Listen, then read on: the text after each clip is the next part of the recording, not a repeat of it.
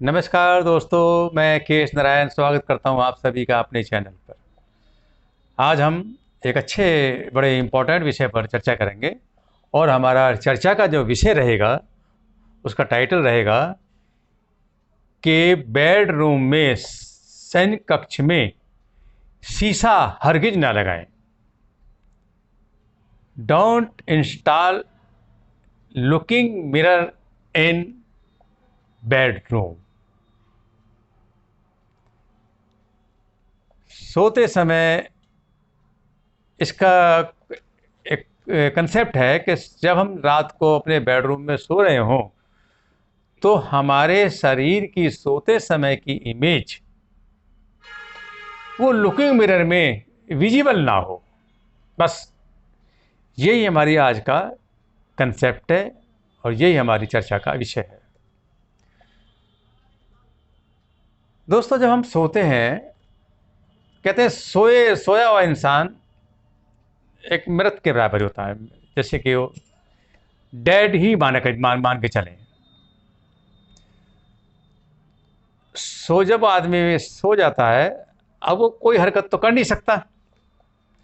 तो एक फिलॉसफी कहती है कि मनुष्य के अंदर दो शरीर होते हैं, एक होता है सूक्ष्म शरीर, एक होता है स्थूल शरीर। स्थूल शरीर, you are looking me and you too, that is स्थूल शरीर, macro body and micro body, सूक्ष्म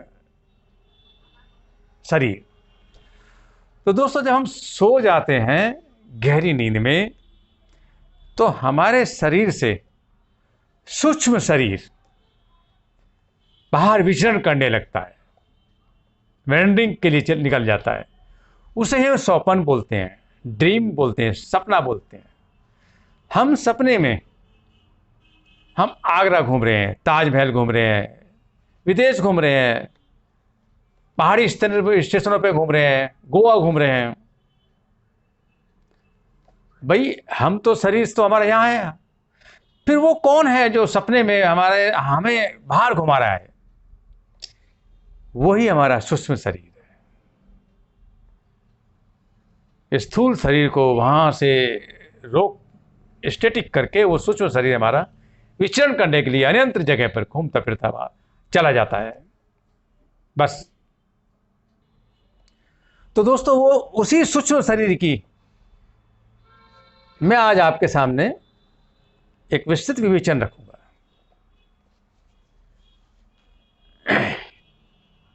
यहां मैं एक बड़ी छोटी सी बात बताता हूं। आपने कभी, हमारे जमाने में तो काफी होती थी गौरैया, चिड़िया, घर में जो चिड़िया हुआ करती थी। गांव में, अब तो शहर हो गए, टावर आ गए, अब नहीं दिखाई देती। गांव में भी दिखाई दे जाती हैं। मैंने खुद देखा है कि अगर कहीं एक मिरर लगा होता था, ड्रेसिंग टेबल लगी होती थी या शीशा टंगा होता था, तो एक गौरैया चिड़िया उस शीशे को आर पार जाने के लिए उस शीशे में ठोंग मारती थी, अपनी चोंच से स्टॉक करती थी और वो घायल भी हो जाती थी।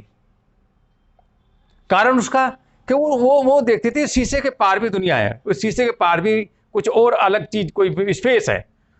वो उसको पार जाना चाहती थी। उसको नहीं पता कि इधर से मिरर है, इधर तो इधर इमेज है। वो शीशे के पार नहीं जा सकती थी, वो घायल हो जाती थी। मैंने अपने बचपन में ये दृश्य काफी बार देखा। बस यही क्लू है। इन दिस वे, जब हम रात को सोए हुए होते हैं, हमारा स्थूल शरीर लेट डाउन ऑन बेड, बिस्तर पर पड़ा हुआ होता है, तो हमारे जो शरीर का जो सूक्ष्म शरीर है, माइक्रो जो बॉडी है, वो जो निकल के वेंडरिंग करती हुई समवेयर आउटसाइड बाहर घूम रही है सपने में, इन ड्रीम, उसको वापिस आना है। वापिस कैसे आता है? अचानक कोई नॉकिंग होती है, शरीर हड़बड़ा जाता है और शरीर को जागना है। किसको? स्थूल शरीर को, जो एक्चुअल में हमारे बेडरूम में मैं आप लेटे हुए हैं, उसको वेकअप होना है, जागना है। तो वो जैसे अभी, चूंकि हम तो बहुत, अभी तो हम आगरे थे, अभी तुम डलहौजी थे, अभी पता नहीं हो कहीं विदेश में थे, सपने में, तो वो जैसे उस सूक्ष्म शरीर को इमीडिएटली वापस हमारे स्थूल शरीर में, मैक्रो बॉडी में प्रवेश करना है। अब जैसे ही शरीर में किसी ने जगाने की कोशिश करी, वो उठा, तो सूक्ष्म शरीर एकदम इमीडिएट अंदर जो से आया। तो अगर हमारे बॉडी की इमेज ड्रेसिंग टेबल हमारे बेडरूम में लगी हुई है, या कोई मिरर लगा हुआ है बड़ा, और हमारी इमेज उसमें दिखाई दे रही है, तो वो सूक्ष्म शरीर थोड़ी देर को गफलत में आ जाएगा और वो शरीर उस शीशे में टक्कर मारने लगेगा, क्योंकि उसकी ड्यूटी है कि उसको स्थूल शरीर में वापस एंटर करना है। बस इतना ही देर में हमारा शरीर, हमारा जो शरीर है वो सांस रोकने लगेगा। उससे कभी कभी ऐसे स्लीप एपनिया किसी को बीमारी भी होती है, बहुत लोगों को, उसका इलाज भी कराते हैं वो लोग, कि चलते सपने में अचानक सांस रुक जाता है।